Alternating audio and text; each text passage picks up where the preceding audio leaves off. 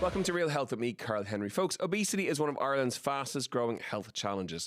Why are women aged 44 to 59 seeing some of the sharpest rises in weight gain?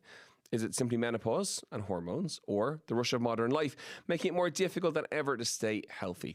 And when lifestyle changes aren't enough, what role do medications like Ozempic and Mounjaro play? Well, HSE Lead for Obesity, Professor Donal O'Shea, joined us again in studio to discuss the science, the treatments, how the nation and women can turn the tide on obesity. Professor O'Shea, welcome. Delighted to be back in with you, Karl. I love when you come in. It's like a busman's, I don't know, I just get very excited when I see your name on the list as he's coming to chat. I was going to say, first of all, how's life? How are you? Before we go any further. You're an Instagram sensation now. I followed your Instagram the last while. You put a lot of work into it.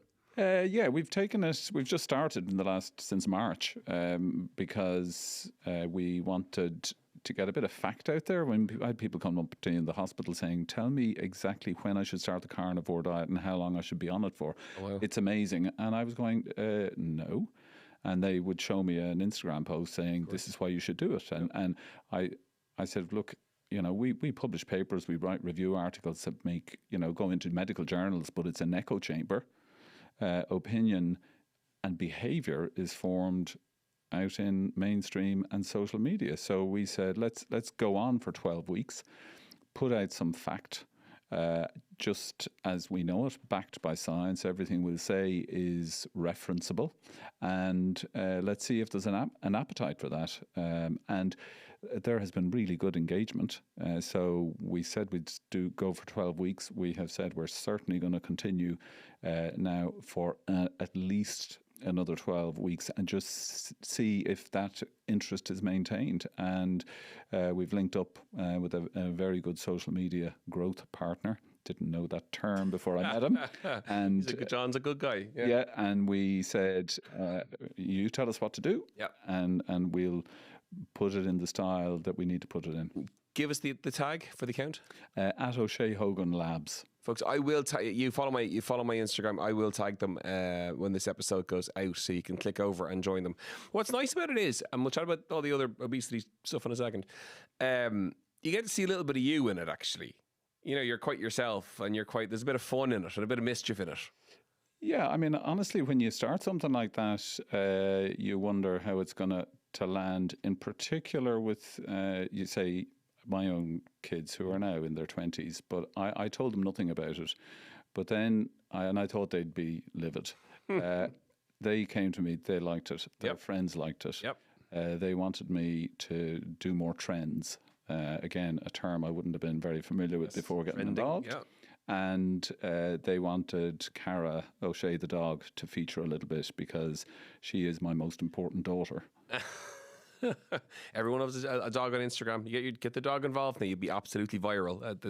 There's no doubt about that. Right, serious stuff now. Where are we at country-wise in terms of obesity, weight, health? Dare I mention the word weight? There, we mentioned it. Whoop-de-doo. Yeah. Where are we at? Because every time we talk, I always ask you that question because you're the man. So, Well, look, I mean, we have just finished analysing the latest Healthy Ireland survey from 2022, which is the most up-to-date self-reported weight information we have. And there's a couple of pieces of good news, which is, number one, we have levelled off in our obesity rates overall. So we're no longer climbing. Number two, we did not get the bump in obesity rates in childhood during COVID that we're seeing in other European countries. And we have measured Irish data to say that we remained steady with childhood obesity rates during COVID, which is really good. I think the particular challenge we have when you think, again, in particular about where we have our peak rates, the decade of most weight gain in your life is 25 to 35. It's right? Really? Yeah. That is the decade of most weight gain. And that's multifaceted. I think that's perhaps getting a first car, having a kid, possibly experiencing grief for the first time. So that's a multifaceted thing. Our peak obesity rates, though, and you mentioned this, are kind of in that 40 to 55 age group, and women peak at about 25% obesity rate level of so one in four have obesity at that age. And then when you start hitting 59, 60, you see women beginning to downtrend in weight. So we need to address the decade of peak weight gain, that 25 to 35, and then we need to look at what we can do to make the downtrend that we see in your late 50s, early 60s happen a decade earlier. And so the late 60s one, or late 50s, early 60s one, presumably is appetite related? That's a global phenomenon, this downtrending in your 50s, late 50s and our early 60s. Now, we still have very high obesity rates, but when you look at population data, when people hit their 60s and 70s, they get illnesses. Illnesses cause weight loss. It's not necessarily healthy weight loss, and it's at a population level. But you don't have illnesses generally in your 40s and 50s. The majority of people won't have.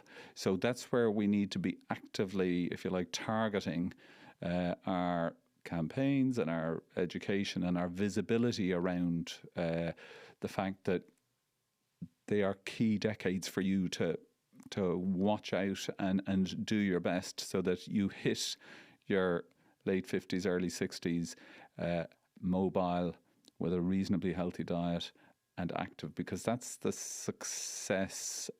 Successful aging involves avoiding frailty and postponing frailty.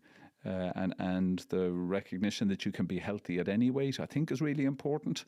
But maintaining your mobility, your flexibility and your strength into your 60s and 70s, absolutely vital. Of course, that's the strength, frailty, kind of health span kind of combination. Yeah, and again, the medication that we're using now, causing weight loss, you're losing muscle as well as fat tissue, and that's encouraging frailty. You beat me to it. I was going to bring that up. That's a big issue, isn't it? And it's probably not talked about quite enough, is the muscle loss that comes with the medications. So taking the med is one thing, but yeah, it's a big issue. And if people are focused purely on the number on the scales, and in weight management we've moved away from that which is completely. They will be, if you like, duped into thinking, oh, this is great, I'm down 6 kilos. But they might have lost 3 kilos of muscle and 3 kilos of fat tissue. And that's not a good balance. So you have to maintain strength. Every person we start on these treatments, we are giving them advice around some resistance, modest resistance work, signposting them to somewhere where they can maybe get a bit of active rehab. And has it gone from focus on weight management to body composition management? Is that the where it's gone to? That's the direction of travel. Yeah. At an individual level, patients remain and individuals remain totally focused on the number. So, we have an inpatient for our weight management program, and we no longer weigh them during that inpatient program. We just look at fitness, we look at flexibility, we look at all the biomarkers all for other health. Biomarkers, because the number changes by a predictable amount and shouldn't be a key metric, because if they gain muscle, which they will do during the program, and lose fat, their weight may not change. But one of our recent patients was having a scan that she got weighed for, and all they were concerned about was the change in number. So so within the medical profession, we've moved away from the number on the scales. Yeah. But at an individual level, we haven't convinced people fully that that's what they need to do too, and look at being healthy at the weight they're at. And if they're changing their weight, with whether it's surgery, whether it's medication, that they do it in a way that they maintain muscle mass and therefore they maintain their strength. Okay, so we're saying everyone listening in needs a smart scales, even if it's a very basic indicator. It's not a DEXA, it's not a Tanita, but it's a basic indicator. You would and I think pharmacies are increasingly, having smart scales, and you need to check those kind of figures on yourself. Yep. I'd say I was in twice. Decathlon earlier, and they had like they did about 100 of them, right, whatever, and they were they 20 quid or 25 quid. It was like, great. You know, they're accessible now, and it'll give you a vague indicator of your muscle and your fat, and they're two numbers that everyone listening in has to know, should know. It would be great if people knew that, and it would be great if they could relate to that. And that's something you need to check on twice a year. That's not something you need to be. Oh yeah. You know, that's not a weekly change that you're looking for. Chat to me around that. We mentioned in the introduction that kind of perimenopause and menopause weight gain. So I spend too much time on Instagram. But what I do see, I like looking at trends. I like looking at what the influencers are targeting in the age bracket of client that I work with, which is, 30. My age bracket is 35 to 80 years of age, 87% female. That's my niche. Yep. They're the people I work with. Yep. I feel very passionate about working with that group because they need to be strong for all the reasons we've chatted about already. Anyway, they're targeted now by influencers with plans and apps and PDFs, and things are selling very expensively around using the perimenopause and menopause as a reason for the weight gain. And I'm intrigued to find out your thoughts on weight gain in those age profiles for women. Yeah, I mean, perimenopause and menopause are really difficult. It is important to say, two men in a studio talking about menopause and perimenopause. We are aware of that, but Donal is the expert in this in health generally, so it's worth asking him. Yeah, and I'm an endocrinologist, so my job is hormones, and I've seen the literature, and the evidence change over the years. So when I was starting out, HRT at the time of the menopause was to be avoided. It caused problems by report. There have been many now reanalysis of those initial studies. That was flawed information. And it is very clear now that starting HRT at the time of the menopause is a very positive thing for bone health, brain health, for strength, and that it's only if you have a history of clots yourself, or a strong history of breast cancer and a first-degree relative, that you should not be on HRT. Everybody else should be offered HRT, and GPs are now doing that much more frequently, but not all GPs. And I know women that I work with in the hospital, I've told them, look, go and have a chat with your GP again, because you haven't been terribly symptomatic, but it's no longer just for symptoms that you should be going on HRT. And the menopause is like men don't, there isn't an andropause. Mm-hmm. Industry would love an andropause and get all men on testosterone. That's shouldn't happen. Testosterone levels decline very, very gradually as you go through your 60s, 70s and 80s, but they're still within a reference range. Estrogen levels drop pretty precipitously, not to totally zero, but close to zero. And when that happens, there is sweats, there is flushing, there is disturbed sleep. And if there was one key area that I think explains the challenge that women face around the menopause, I would say it is around that disrupted sleep. Yep. And in the obesity and weight management literature, that is the thing that has changed the most in the last, I'd say, 5 to 7 years, our recognition that good quality sleep and successful being the healthiest weight you can be are intertwined. And certainly attending our service in Loughlinstown, it is the patients who go to bed between 10:30 and 11:30 and get up between about 6:30 and 8:30, have the most, the most positive outcomes in our service. And that's not just sleep, that's about your body's rhythm. And you mentioned cortisol. Mm-hmm. If you have disrupted sleep, your circadian rhythm is chaos. Cortisol coaches is a thing now. I'm like, dude, no. It's sleep, eat, move. Oh, it's around sleep, and the number of women who get lower urinary tract symptoms around the time of the menopause and are getting up 4 times at night, and you can actively manage that with a little bit of vaginal estrogen and maybe a tablet to stabilize the bladder. And if you give somebody a good night's sleep back, I mean, it's an absolute gift. And then, some people will find melatonin really helpful. I'm in general, when we talk about supplements and what would you add to somebody's regime, some people do find that melatonin for 8 weeks will reset their sleep cycle. Yep. And that's a positive. So if I was a gambling man, I would be saying the weight and perimenopause challenge is around your body's rhythm and sleep pattern, and maybe lack of access to HRT as widely as it should be prescribed. Okay, so the weight gain is a result of one of the byproducts of menopause, which is the poor sleep. And if you address the sleep, everything is better. And you can only address the sleep, if you're dealing with the symptoms. And for women who say can't go on HRT, then there are some medications that will reduce the flushing and the sweats by about 60-70%. And they're low dose medication. So again, actively and proactively talking to their GP about those issues is worthwhile. Chat to me then about weight loss meds. So since the last time we spoke, we the explosion is even the word. So the whole country's on it.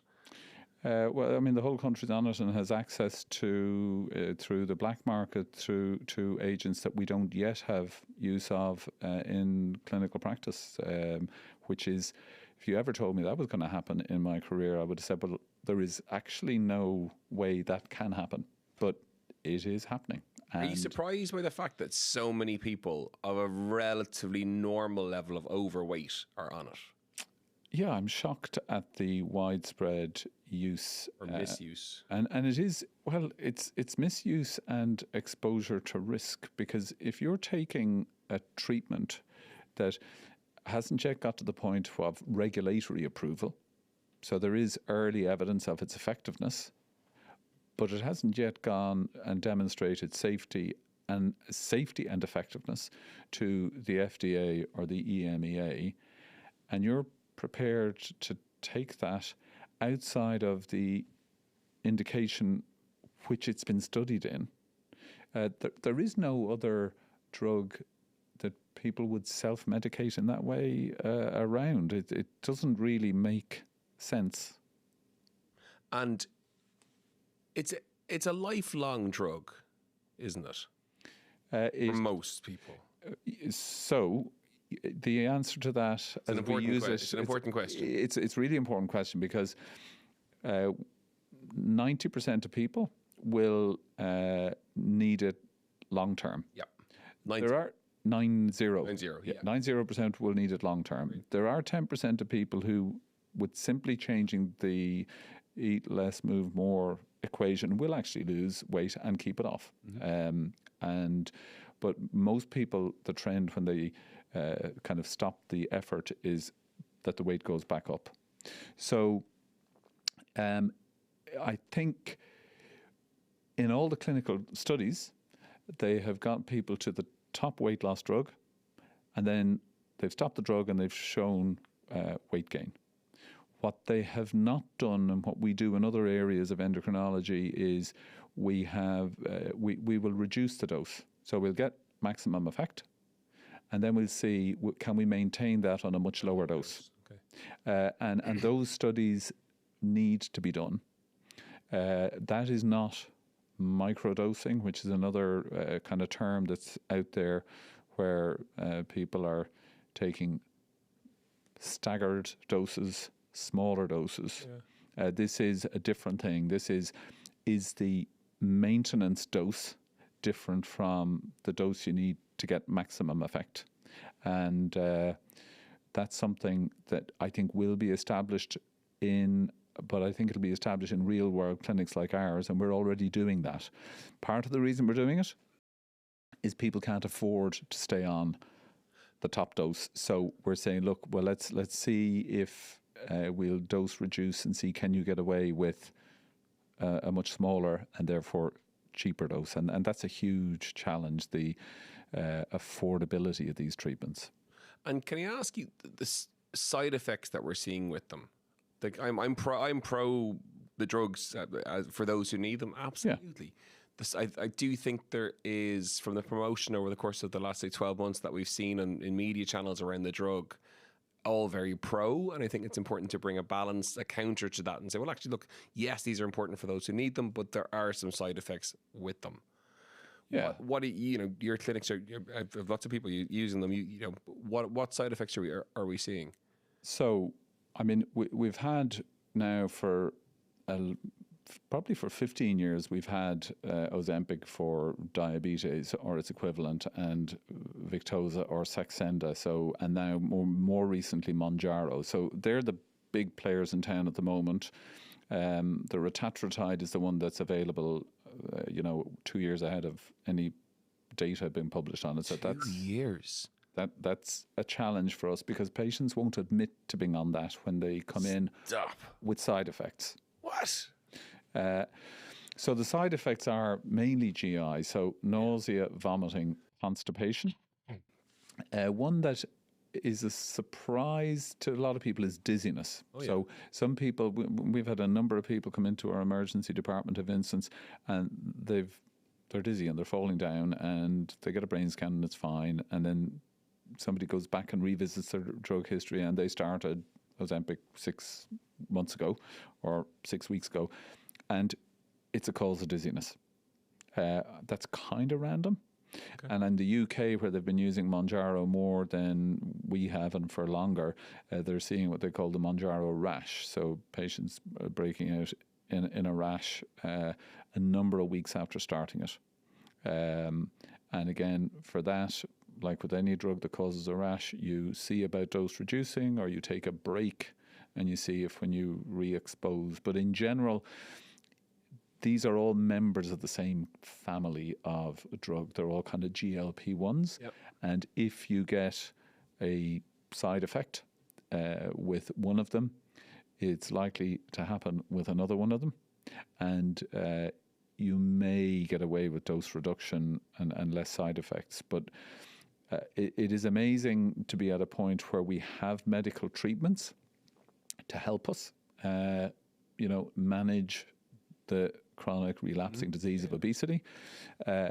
It's incredibly disappointing that it's been hijacked by, I'm going to say, general population being misinformed, I think, and ill-advised. Misinformed in what way? Well, I think that they're seeing, and again, it comes back to what are they seeing on social media, and what are they seeing being promoted as a good thing. So it's not a good thing to take a drug for which you do not have an indication. And when you're not educated appropriately about the side effects. So I have had people who have been in intensive care in Vincent's because of the GLP-1s causing kidney failure. And, if that's happened in St. Vincent's, it's happened in every other major hospital around the country.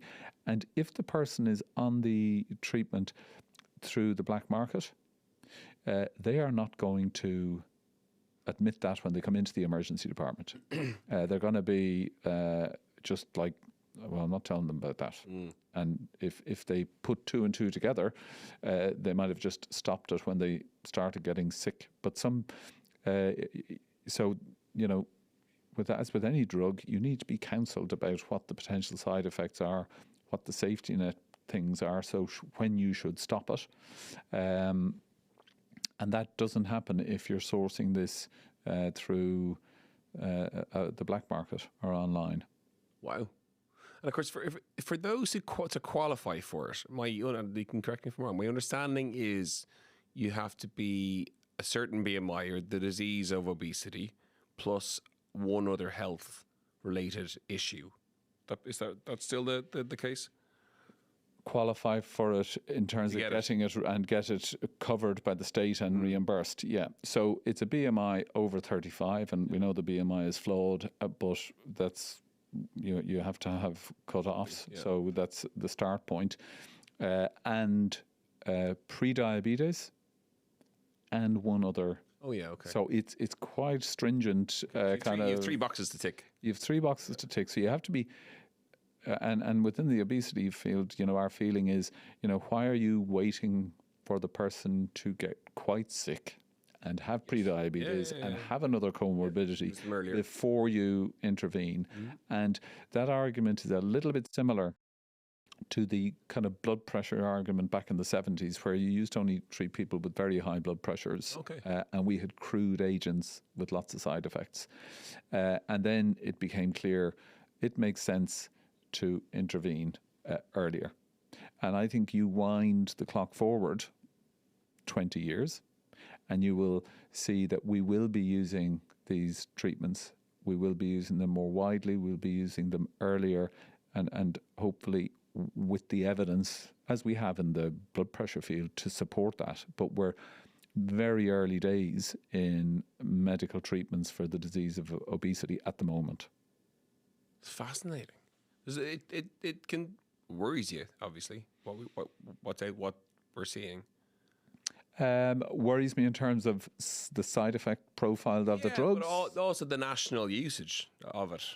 I suppose it was inevitable. The obsession with body image, the obsession with being thin.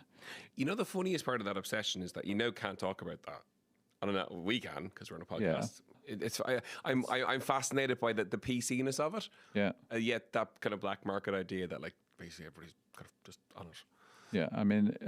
It is.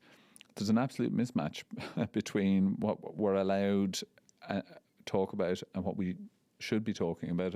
So next month, in September, the World Health Organization are releasing their guidelines on the use of these agents. Oh, wow.